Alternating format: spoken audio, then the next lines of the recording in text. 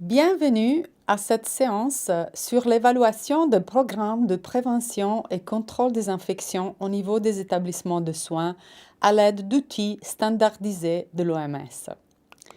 Les objectifs de cette séance aujourd'hui sont les suivants. Connaître l'importance du suivi et évaluation régulier des programmes de prévention et contrôle des infections, nous allons appeler ça PCI de maintenant, en tant que principale composante des programmes efficaces de PCI et élément de stratégie multimodale de mise en œuvre. Deuxième objectif, comprendre la valeur des activités d'évaluation dans un esprit d'amélioration. Et troisième, comprendre comment utiliser les outils d'évaluation de la PCI de l'OMS pour faire une analyse de situation et développer des plans d'amélioration au niveau de l'établissement de soins. Comme probablement vous le savez, l'OMS a issu des lignes directrices sur les principales composantes des programmes de PCI au niveau national et des établissements de santé de courte durée en 2016. Les recommandations qui sont incluses dans ces lignes directrices sont visées à la prévention des infections associées aux soins, qu'on appelle l'IAS, et la lutte contre la résistance antimicrobienne, qu'on appelle RAM. Ces recommandations sont basées sur des preuves scientifiques dérivées des revues systématiques de la littérature que l'OMS a publiées avec ces lignes directrices. Dans ces lignes directrices, on a identifié 8 principales composantes pour les programmes PCI efficaces. Il y a 11 recommandations basées sur les preuves scientifiques et l'évaluation se situe au centre des principales composantes de programmes efficaces de la PCI, tant au niveau national qu'au niveau des établissements de soins.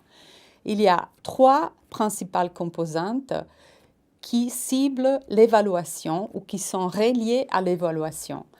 La numéro 6, la numéro 4 et la numéro 5. Et nous allons maintenant regarder surtout la principale composante numéro 6 et numéro 5. La principale composante numéro 6 est le suivi, l'audit des pratiques des activités PCI et restitution des résultats. Il y a en fait 2 recommandations, une au niveau national et une au niveau des établissements de soins, qui recommandent d'effectuer des évaluations, des indicateurs relevants par rapport aux pratiques et autres aspects comme les infrastructures, les connaissances et autres, et aussi restituer les données aux audiences qui ont été auditées. Et en fait, tout cela, comme nous l'avons dit, est basé sur des preuves scientifiques qui montrent que cette approche est efficace pour accroître l'adhésion aux pratiques de soins et pour réduire les IAS au niveau global. Si on regarde quels sont les aspects principaux au niveau de cette composante reliée à l'évaluation, on peut dire que les principaux objectifs de l'évaluation sont les suivants. Obtenir des changements de comportement et ou d'autres modifications de processus pour améliorer la qualité des soins et des pratiques dans le but de réduire le risque de propagation de IAS et de la RAM. Mais aussi évaluer, avoir des données au niveau local est très utile pour engager les acteurs principaux, créer des partenariats et développer des réseaux avec le but, en fait, d'obtenir des changements de comportement et de pratiques.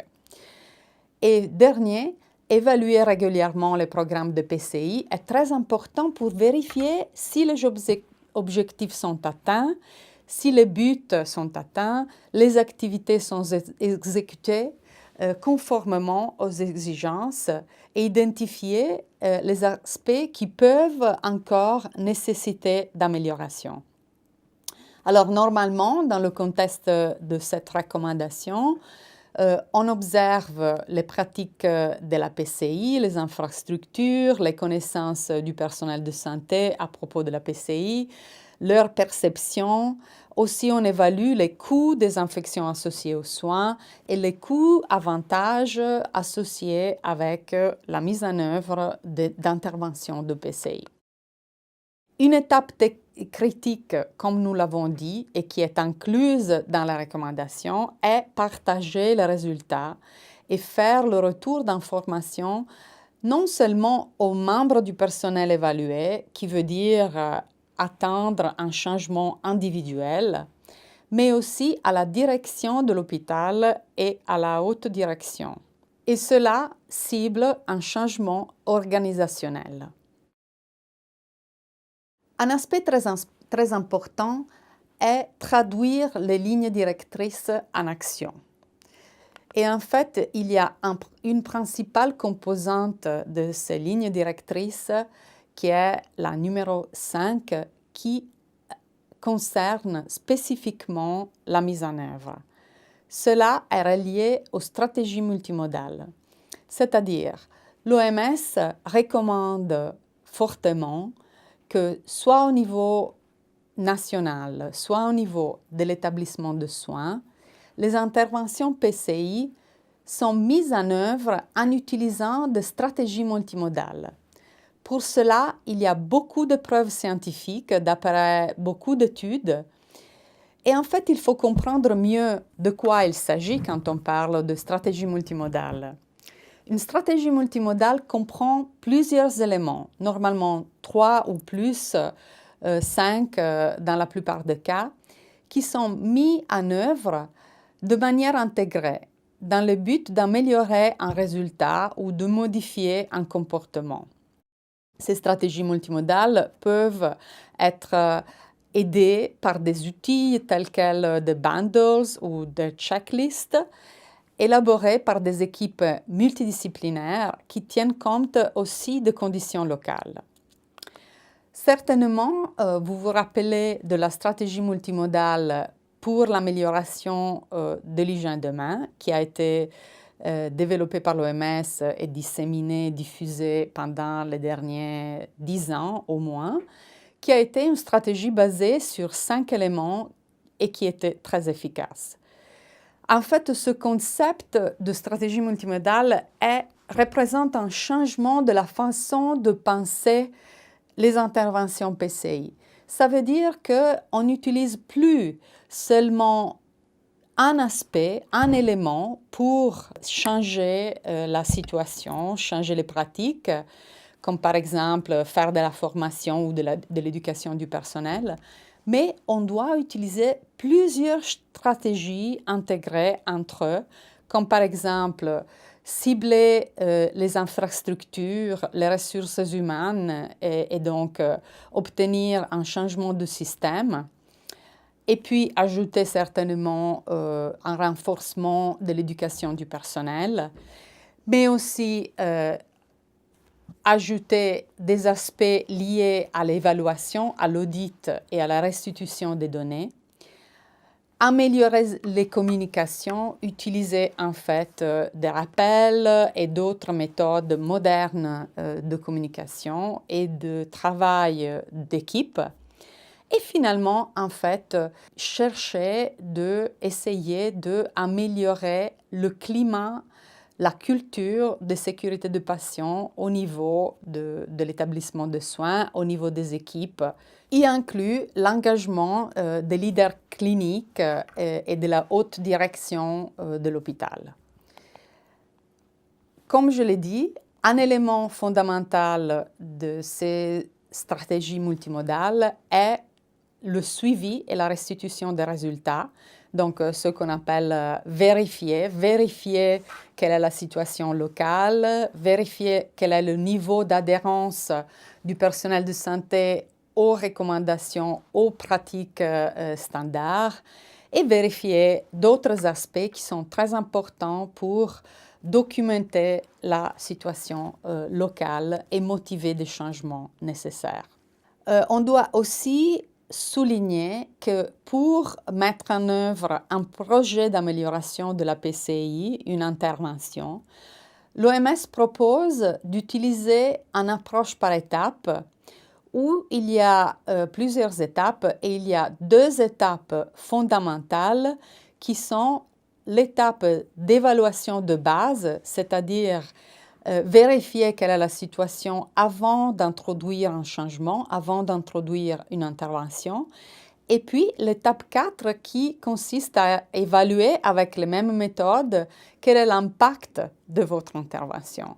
Et cela est très utile pour démontrer l'utilité de l'intervention, pour motiver la pérennisation de ce programme ou de cette intervention et améliorer davantage dans la prochaine phase. Le concept sur lequel on veut insister aujourd'hui avec vous est de concevoir les évaluations dans un esprit d'amélioration. Ça veut dire que des évaluations régulières de programmes de la PCI sont essentielles à l'amélioration continue de la qualité au niveau d'un établissement de soins. L'évaluation aide à identifier les points forts existants et à faire le point sur les réalisations accomplies jusqu'au présent pour convaincre les décideurs que le succès et le progrès sont possibles au moment quand on est en train de commencer une nouvelle intervention, un nouveau projet. De l'autre côté, l'identification de points faibles à travers une évaluation aide à créer un sentiment d'urgence qui stimule l'action pour achever les changements nécessaires à l'amélioration de la PCI, compte tenu des recommandations de l'OMS. Il est très important d'utiliser un outil validé, par exemple les outils de l'OMS, mais aussi d'autres organisations. En fait, avec cela, vous pouvez être certain que l'information recueillie est fondamentale et contribuera à l'amélioration. Pour faciliter la mise en œuvre des principales composantes des programmes PCI et de l'évaluation, l'OMS a récemment développé et lancé un manuel de mise en œuvre. Ce manuel sera disponible en français très bientôt, dans les prochains mois, et il est basé sur une recherche qualitative à travers laquelle nous avons recueilli toute une série d'exemples de mise en œuvre de la PCI, en particulier dans des environnements à faibles ressources, et nous avons tenu compte de leçons apprises. Donc, ce manuel est très utile parce qu'il est basé sur la vraie expérience de professionnels de la PCI, en particulier dans des milieux à faibles ressources. Avec ce manuel, nous avons aussi développé, testé et validé un nouvel outil d'évaluation de la PCI au niveau des établissements de soins. Et cela est le focus pour la prochaine partie de cette séance. Cet outil est appelé modèle pour l'évaluation de la prévention et du contrôle des infections au niveau des établissements de soins. Il est un questionnaire structuré à format fermé qui inclut 81 indicateurs. Il peut être utilisé à travers des auto-évaluations ou être utilisé par une équipe externe qui fait une évaluation conjointe avec l'équipe locale de l'établissement. La valeur de cet outil est importante lorsque on l'utilise associé à une approche pour l'interprétation correcte des données, la discussion et la planification des actions pour l'amélioration. Cet outil a été testé et validé, testé pour sa facilité d'utilisation, sa fiabilité et sa validité conceptuelle dans un grand échantillon qui a compris 181 établissements de soins de courte durée dans 46 pays à travers le monde. Cet outil, en fait, a une structure qui est similaire à un autre outil qui est disponible depuis 2010, qui est le modèle pour l'auto-évaluation de la promotion et des pratiques d'hygiène de main au niveau de l'établissement de soins. Vous vous rappelez probablement que cet outil a aussi été testé, validé et il est utilisé pour obtenir une analyse situationnelle de l'infrastructure de l'hygiène de main, des activités promotionnelles et de l'évaluation et restitution des données et des résultats et l'engagement institutionnel pour ce qui concerne l'amélioration de l'hygiène de main. Si on regarde quel est le but du modèle pour l'évaluation de la PCI, donc le premier outil que je viens de vous montrer, qu'on appelle MEPSI, son but est d'aider à évaluer, planifier, organiser et mettre en œuvre des lignes directrices de l'OMS sur les principales composantes des programmes de PCI au niveau des établissements de soins. Il fournit une évaluation quantitative des différentes composantes des programmes PCI d'une manière systématique permettant de suivre le changement dans le temps.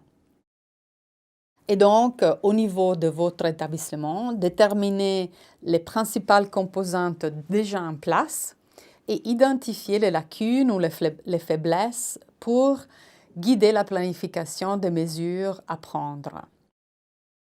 Les résultats obtenus peuvent être utilisés pour mesurer et suivre le progrès réalisé dans la mise en œuvre de votre programme PCI. Il est très important de considérer que l'utilité de cet outil dépend d'une utilisation de l'outil la plus objective et précise possible. Cet outil, en général, est structuré avec des questions et des réponses. Vous ne devez choisir qu'une seule réponse par question, généralement, mais certaines questions sont conçues pour permettre plusieurs réponses. Ces questions sont annotées avec une écriture, s'il vous plaît, cochez toutes les réponses qui s'appliquent, ce qui vous permet de choisir toutes les réponses appropriées à votre établissement. Pendant la saisie de cet outil, quelquefois, vous ne retrouverez pas toujours les réponses exactes, précises pour la situation de votre établissement. Pour cette raison, on vous encourage en fait à enregistrer en forme de note à côté tout progrès partiel ou intermédiaire dans la réalisation de votre programme PCI ainsi que toutes les informations et clarifications supplémentaires. Ces informations seront très utiles plus tard quand vous discuterez les résultats et vous rédigerez votre plan d'action. Aussi, il est très important de comprendre que si vous n'êtes pas familiarisé avec la terminologie des questions posées, il faut vraiment consulter les documents, les lignes directrices ou le manuel dont je vous ai parlé pour trouver et comprendre le significat de certaines questions et réponses. Cet outil qu'on appelle MEPSI consiste de 8 sections qui correspondent aux composantes principales, essentielles des programmes PCI comme recommandés par l'OMS. On va les voir tout à l'heure. Et il est très important de comprendre qu'il faut que cet outil MEPSI soit complété, saisi par les professionnels ou les équipes responsables de l'organisation et de la mise en œuvre du programme de PCI au niveau de l'établissement de soins, qui ont donc une bonne connaissance des activités de PCI au niveau local. Cela avec le but, comme je l'ai dit par avant, de saisir cet outil dans une façon précise. L'outil a un système de notation, ce qu'on appelle en anglais score. Donc, des points sont attribués aux réponses à chaque question en fonction de l'importance de la question ou de la réponse dans le contexte de la principale composante concernée. Dans chaque section qui correspond à une des principales composantes, un score maximum de 100 points peut être atteint. Et après avoir répondu à toutes les questions d'une composante, d'une section de l'outil, le score peut être calculé en ajoutant les points affectés à chaque réponse choisie. Et finalement, le score global est calculé en additionnant le score obtenu aux 8 composantes. Quelles sont les étapes clés qu'on suggère pour l'utilisation du MEPSI, de cet outil? D'abord, il faut regarder l'outil, le lire, familiariser avec l'outil pour comprendre les indicateurs inclus par rapport aux recommandations de l'OMS, promouvoir l'utilisation de l'outil et engager les membres de la direction de l'établissement et des leaders cliniques, car c'est très important de gagner leur appui pour effectuer cette évaluation. Établir les rôles et les responsabilités pour la saisie de l'outil. Comme je l'ai dit par avant, il faut que ce soit complété par les responsables de la PCI, mais on recommande aussi qu'on fasse ça dans un processus collectif de discussion. Quelle est la réponse la plus appropriée pour votre établissement de soins? Et en fait, la phase successive est de saisir le MEPSI et calculer le score, normalement, comme je l'ai dit, fait par le responsable de la PCI ou son équipe. Plus tard, regarder les résultats, les interpréter, les discuter avec les acteurs principaux, comme le comité PCI, et les restituer à toute personne concernée.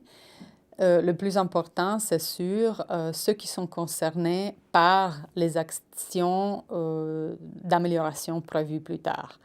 Et en fait, développer un plan d'action basé sur les résultats est la dernière étape qui est très importante pour obtenir effectivement des changements ou d'amélioration dans votre programme PCI basé sur les données que vous avez saisies.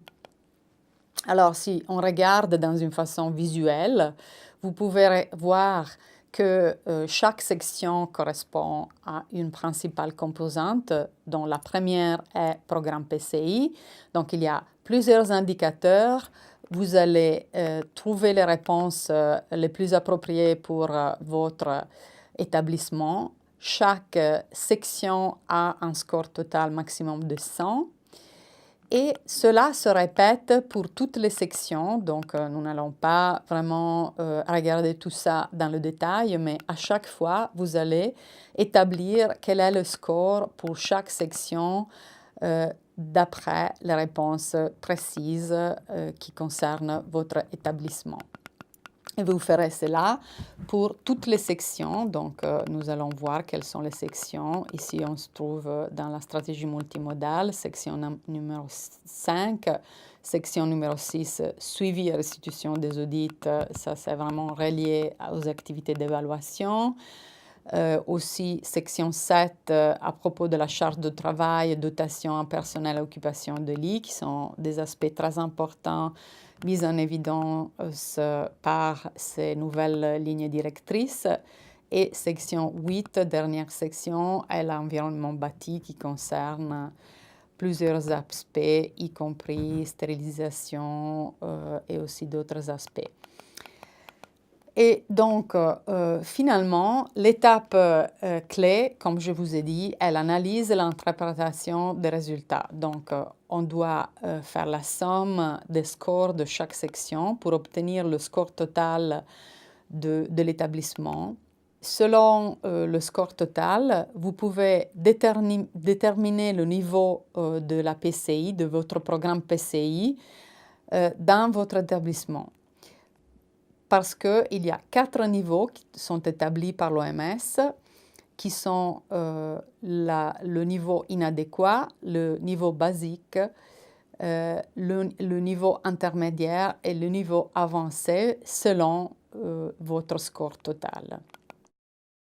il y a des définitions très précises pour définir ces 4 niveaux. L'image que vous voyez avec quelqu'un qui monte des escaliers vous représente en fait l'idée que avec l'évaluation périodique en utilisant cet outil, vous pouvez évaluer où vous êtes à chaque fois en espérant que vous avez achevé un meilleur niveau la fois prochaine de votre évaluation. Pour une évaluation détaillée de votre établissement, comme je l'ai dit, pendant la saisie de l'outil ou après, quand vous analysez les résultats, vous pouvez discuter les détails. Et donc, vous pouvez identifier quels sont les points forts selon les principales composantes des programmes de PCI selon les recommandations de l'OMS. Et donc, pour chaque composante, vous pouvez identifier quel niveau vous avez atteint et aussi identifier quelles sont les lacunes. Et donc, comme je l'ai dit, avoir des discussions au niveau de votre équipe et avec les acteurs principaux et faire un plan d'action basé sur cette discussion, évaluation détaillée. En fait, pour chaque composante principale, vous pouvez développer un tableau où vous résumez les points forts et les lacunes. Pour élaborer votre plan d'action, passez en revue les domaines nécessitant d'amélioration dans votre établissement, élaborez ce plan spécifiquement. Pour élaborer votre plan et surtout convaincre les décideurs à le soutenir, rappelez-vous de considérer les points forts identifiés par l'outil, parce que ces points forts démontrent les réalisations accomplies jusqu'à présent, donc que c'est possible d'achever certains niveaux de progrès. Finalement, conservez une copie de cette évaluation pour la comparer aux utilisations répétées à l'avenir. Et vous pouvez utiliser ça avec un tableau comme celui-ci et à chaque année ou à chaque période que vous effectuez votre évaluation, remarquez quel est le progrès si vous avez en fait achevé un progrès. Maintenant, je voudrais conclure avec l'information que l'OMS va lancer une enquête mondiale sur la PCI cette année, le 15 janvier. Et cette enquête sera basée sur l'utilisation de deux outils, les outils que nous venons de voir, celui relié à la PCI et celui relié à l'hygiène de main. Alors, à travers cette séance, on vous invite à participer à cette enquête mondiale à partir du 15 janvier 2019. Mais regardons ensemble de quoi il s'agit. Les objectifs de l'enquête sont d'encourager et soutenir les évaluations locales de la PCI et des activités d'hygiène de main à l'aide d'outils standardisés et validés. Dans le contexte du travail régulier de vos équipes et de vos comités de PCI et de l'élaboration de plans d'amélioration locaux. Le deuxième objectif est aussi de recueillir une analyse de la situation sur le niveau de l'avancement des activités actuelles de la PCI et de l'hygiène de main dans le monde et diriger mieux les efforts futurs et l'utilisation des ressources dans ce domaine.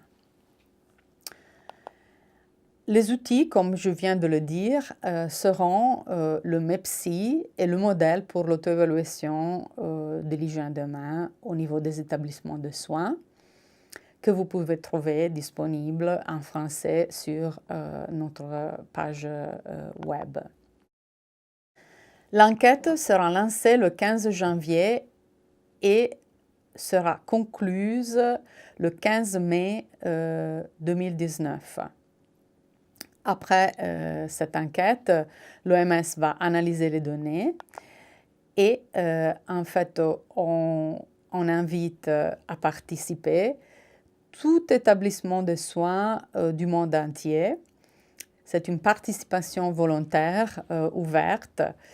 Et on ciblera aussi les programmes nationaux de PCI au niveau des pays pour une participation nationale. Vous pourrez soumettre vos données à travers un système sécurisé en ligne. D'abord, vous devrez créer un compte qui sera spécifique, protégé, individuel pour votre établissement de soins. Et puis, vous pourrez saisir les données reliées d'abord au MEPSI. Et le système en ligne, comme vous pouvez le voir, correspond exactement au système que vous avez dans votre outil, que vous pourrez compléter peut-être sur papier d'abord. Donc, il y a les réponses, il y a le score.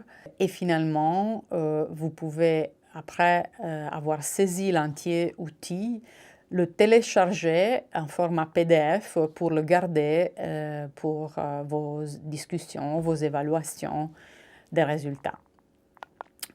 La même chose est possible pour l'outil relié sur l'hygiène de main, à l'hygiène de main. Et donc, le système est très similaire avec la saisie des données en ligne, le téléchargement d'un PDF et finalement la soumission des données à l'OMS. L'OMS garantit la totale confidentialité des données qui seront complètement anonymisées. Et en fait, les données seront propriété de l'OMS et des États membres ou des pays en cas d'accord spécifique avec le ministère de la Santé concerné. Comme je l'ai dit, l'enquête est censée durer 4 mois et on vous encourage à utiliser ces 4 mois en préparant à chaque fois la saisie des 2 outils et puis en dédiant votre temps pour la saisie même dans le système. Finalement, l'OMS va préparer un rapport sur cette enquête mondiale qui sera publié d'ici à la fin 2019. Donc, je vous invite chaleureusement à participer à cette enquête mondiale de l'OMS sur l'évaluation de la PCI et l'hygiène de main, avec le but d'encourager et soutenir vos évaluations et plans d'amélioration locales, et de contribuer à obtenir une analyse de la situation sur le niveau d'avancement des activités actuelles de la PCI et de l'hygiène de main dans le monde entier. Je vous remercie encore une fois pour votre attention aujourd'hui et bon courage pour votre participation dans cette enquête mondiale.